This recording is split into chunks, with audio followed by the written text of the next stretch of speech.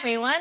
My name is Nicole Peters, and today we had an optional Teams meeting on 8:25 Thursday at 11 a.m. Unfortunately, nobody showed up, which is absolutely fine. I understand that you're all very busy and it is optional. I just wanted to go ahead and offer the opportunity for those who might want to ask questions in person or, just kind of have that in-person experience. But if no one wants to show up, I completely understand. I'll still hold them and I'll still have them every periodically. I think I have to have 3 this semester, so I still will have them. And not to worry, if no one shows up, then I will just do a recording and upload that. So that is not a problem at all. All right, let's go ahead and talk about this week. So you made it through basically the first week. You've done the getting started, you've read the syllabus, at least some of you have. You have done the CEQ. So now we're actually getting into the coursework. So let's go ahead and take a look at the very first module, Module 1, Introduction to Business. Let's go ahead and take a look at this first folder. So how you get your lessons is you go right to lessons, and then here you'll have a weekly folder list of all the things that you need to do. Now, eventually, as we move throughout the semester, what I'll do is I will create a previous modules folder and all the previous modules as we go through, module 1 and 2 and 3, when we go through the semester, will end up in that pile.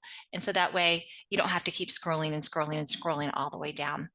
You'll understand when we see it in a couple weeks, but that'll be in a couple weeks. All right, what I'd like to do first is talk a little bit about the study plan and the Waymaker software. If you have not purchased your access code, please make sure that you do that. It's $35.70 from the bookstore.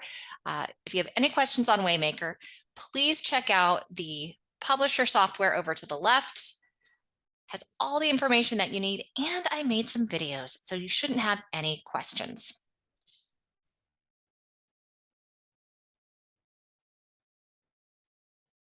Underneath that, at the top of every lesson folder, you should find a to-do list.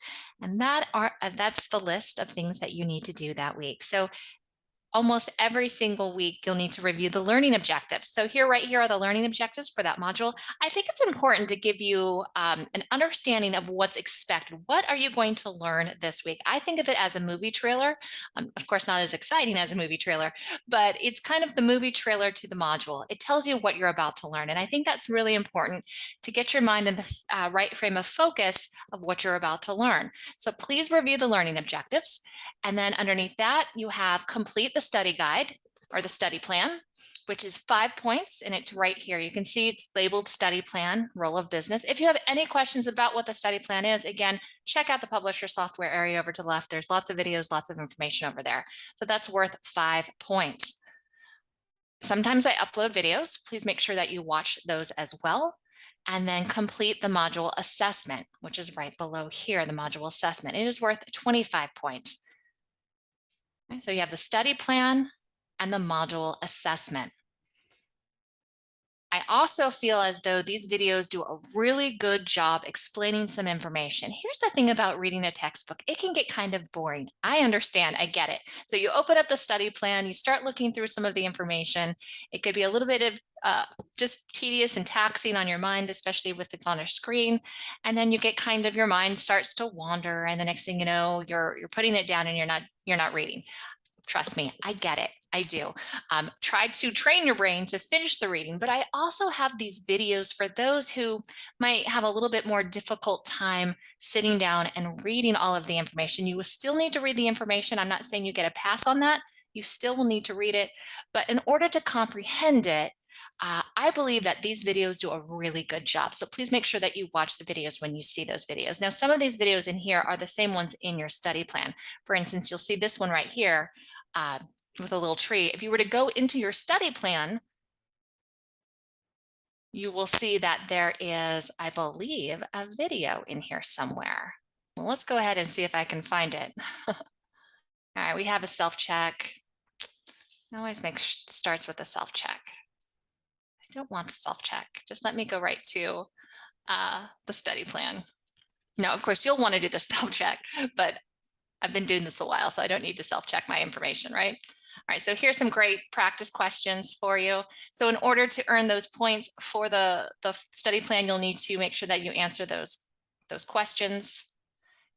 Oh, that self-check. Okay. At any rate, somewhere in there is information about,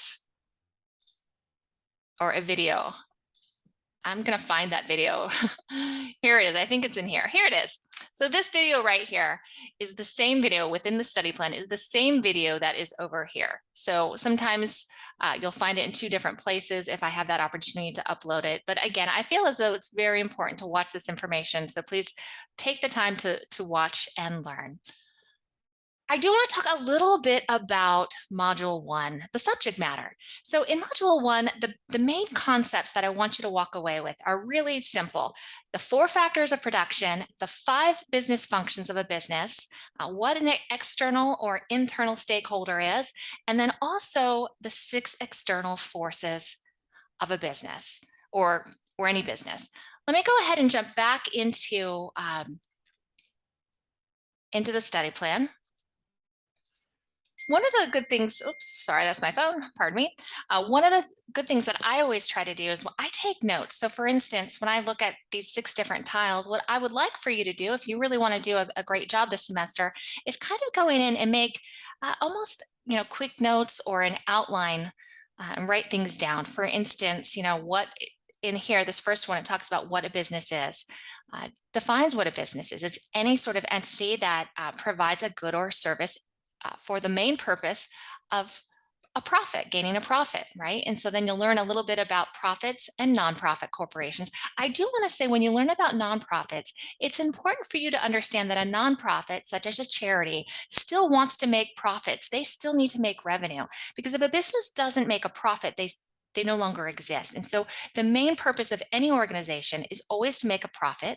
And then the difference between a profit and a nonprofit is those entities that are considered a nonprofit or a charity, what they do with their profits is they give it back to the community. So please don't be under the misconception that nonprofits don't care about profits. They absolutely do because they still have employees, they still have payroll to make, and they still have buildings and rent and all the other bills that a typical profit company has. However, anything that they have in addition to their overhead, if they have a stellar year and they get a lot of donations, anything left over at the end of the year is then funneled back into the community, but they do care about those profits. All right, let's go ahead and take a look at the factors of production. So the factors of production are the 4 things needed to sustain a business. So if you wanted to go in and start a business today, I saw many of you want to start your own business in the discussion board. And so that's amazing. Great. I wish you the best of luck. I think you'll be very successful. But one of the things I want you to remember when you start a business is that there are 4 things needed to sustain any business. So really the first one is natural resource. Regardless of the type of product or service you are providing, you're going to need natural resources. So it could be in the form of nature, it could be land, you might need materials, raw materials, either to make the product or to run your business. Even if you are running your business out of your garage, you still need the land in which you are running that business. And so I just want you to think about that. It's not just for your actual product itself, but you still need natural resources to run your business. So there are 2 types, one found in nature, and then the other could be used for production of the goods and services. So again, we're talking about the land, trees, wind, water, minerals, anything like that. So the second factor of production is labor, human capital. So we need land, we need employees, right? Now, you might be the only employee when you start off, but eventually you'll grow your business, you'll need more employees. So you'll definitely need some employees to sustain your business. The third factor of production is capital. And I'm not talking financial capital, I'm talking equipment, machinery, factories, some sort of equipment. Now, even if you provide a service that doesn't need equipment per se, you're still probably going to need a cell phone, right? You're going to need a computer, some sort of equipment to run your business. And then the last thing is that entrepreneur, I can see this word, entrepreneurial spirit. So you'll need the idea of that good or product that you're providing. So again, the 4 factors of production are natural resources, labor, capital, and entrepreneurship.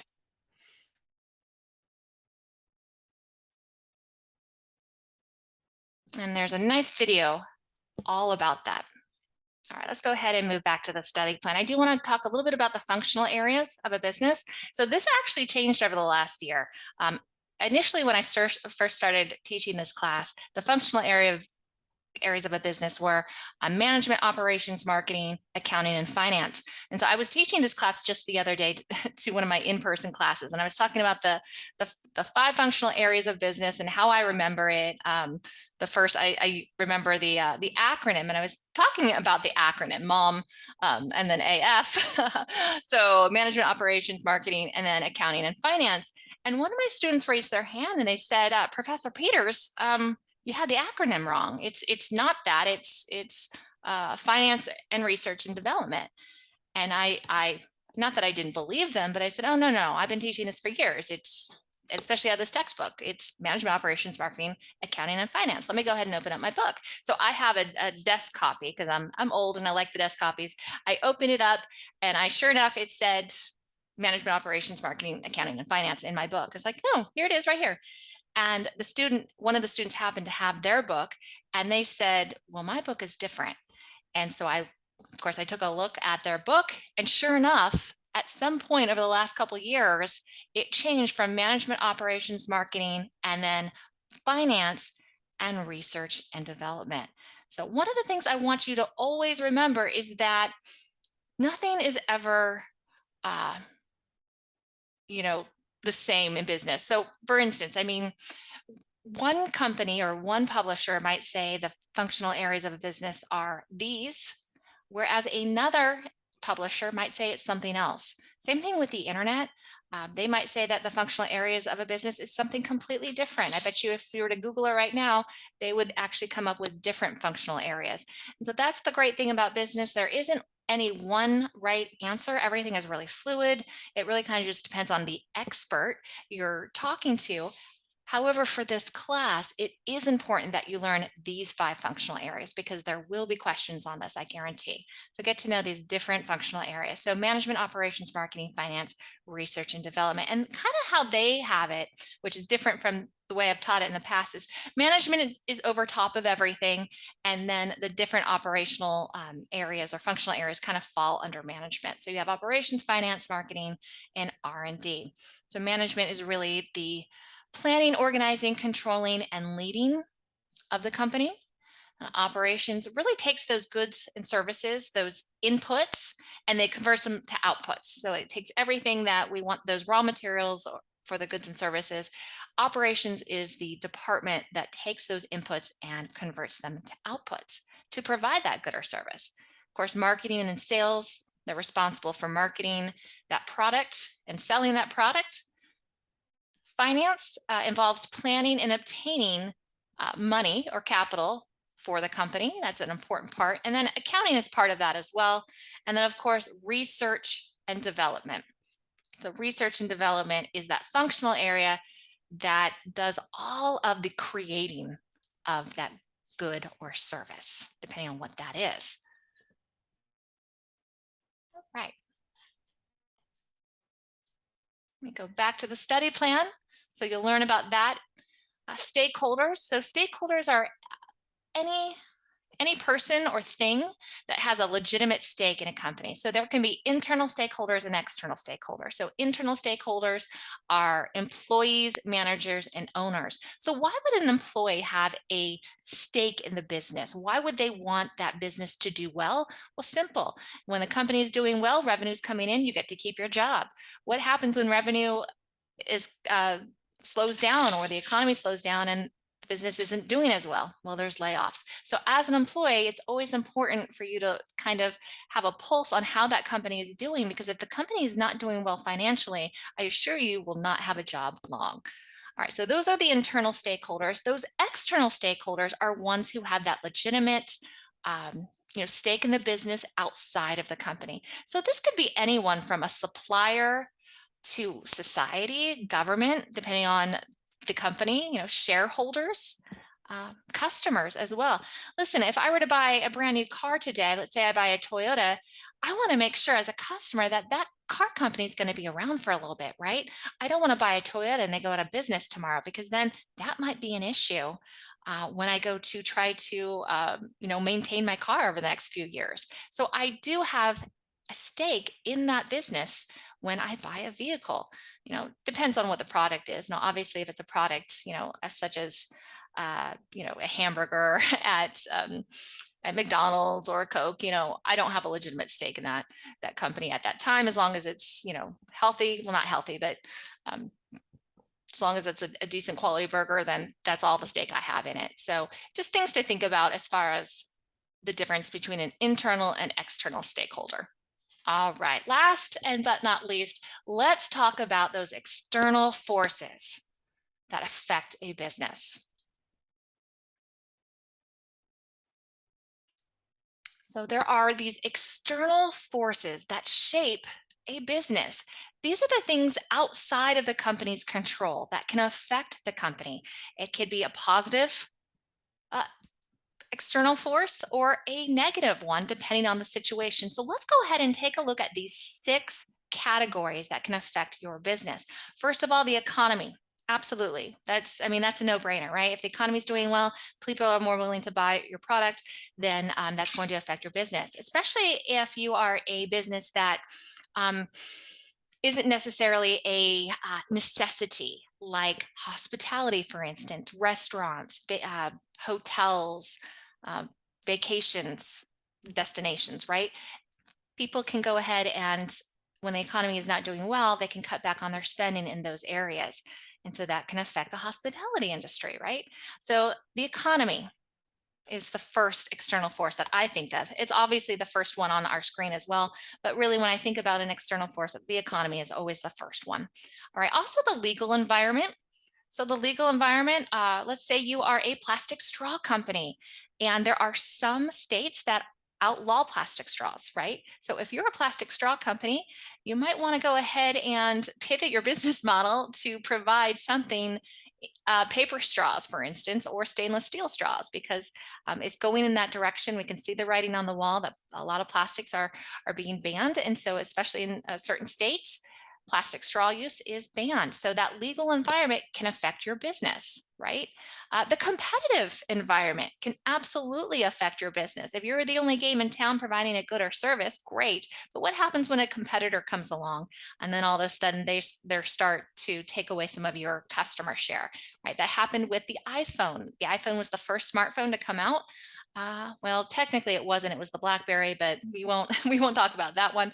But actually, that's a great example. Let me go ahead and back up. Then the BlackBerry was really the first smartphone that was, made it to mainstream. Now there were some others, but the BlackBerry was the first one, and then the iPhone came out about a year or so later. Uh, it completely knocked the BlackBerry out of the market. And some of you probably don't even know what a BlackBerry is, but I had one back in the day. And Apple took over. Now, for a few years, Apple was the only game in town with their smartphone, the iPhone, and then Samsung came along and took away some of Apple's market share. So the competition can absolutely affect your business. Technology can affect your business. Just ask Blockbuster. So hopefully, I think we'll learn a little bit about Blockbuster later this semester. But basically, technology can change how we as a society do things. There was a time when people would drive to Blockbuster, get out of their car, walk into the shop, and pick out a VHS tape or a DVD. They would rent it, they would drive home, they'd watch it for a day, and then you had to return it within 24 hours. So then you had to get back in your car and drive it all the way back. I know that sounds absolutely archaic now, especially since we have all of these streaming services. So technology changed the way consumers watched home entertainment, right? And so technology really affected Blockbuster. We also have the social environment. So the social environment has an impact. There might not be laws that are that outlaw plastic straws in North Carolina.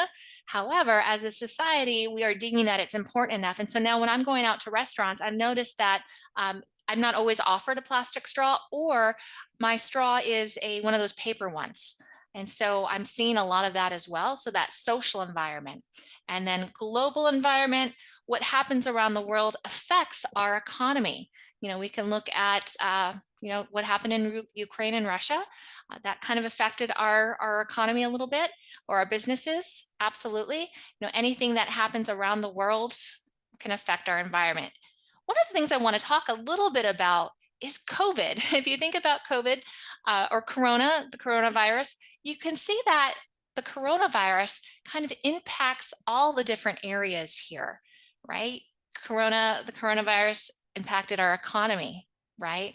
Our legal environment, because we had certain laws that were in place during shutdown, or masks, no masks.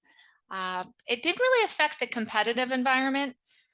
Maybe not so much. It could have affected the technology environment, depending on, now we have to track, the coronavirus here at campus and at different places. But social environment, the coronavirus absolutely impacted us socially as well. We all have very different opinions on it. And then also globally, the coronavirus affected the global environment. So that's an interesting one. I'm really interested to see how in the next few years articles related to how Corona affected the business environment, the businesses will be coming out. It'll be really interesting to see it and live through it. In 50 years from now, when your kids or your grandkids talk about, the big epidemic, you can say that you've lived through it, and then give them a firsthand description of what went on. All right, so each of these has more information underneath. All right, so I think that basically wraps it up for this week. I know I tended to ramble on a little bit, but I wanted to make sure that I was covering the things that I would normally cover if I actually had students in here with me as well. So let's go ahead and wrap up. There are 4 factors of production. These are the 4 things needed to make a business. There are 5 functional areas of a business, and there are 6 external forces that affect a business. So definitely get to know those different things. If you walk away with nothing else this semester, please make sure that you know those things. You will need to carry them throughout the different courses you take. I can assure you those factors of production will absolutely come up in other business classes. And same thing with the external forces. Write that stuff down. Put it on your wall or something. That way, when you're writing in your marketing classes or your different business classes, you can go ahead and refer to those 6 external forces, and you can refer to the factors of production, and hopefully do well in those classes too. All right. So just to wrap up, look at those learning objectives, complete the study plan, watch the videos, and then complete the module assessment. So keeping in mind the study plan, in order to receive those 5 points, you will need to go through all the tiles and then answer all the different questions in there as well. You don't have to necessarily get those answers right in the study plan. You just need to answer them and self-check. I can also tell you, as far as the assessment is concerned, because that's worth a little bit more points, that's worth 25 points. A lot of the questions in the assessment happen to be in the study plan as well. Hint, hint. So if you go through the study plan and you answer the questions in the study plan, a lot of those same questions show up on the assessment and or are very similar. They might not be the exact same, but they're very, very similar, I assure you. All right. Have a great week. Please reach out if you need anything, and I will talk to you all very soon. All right. Take care.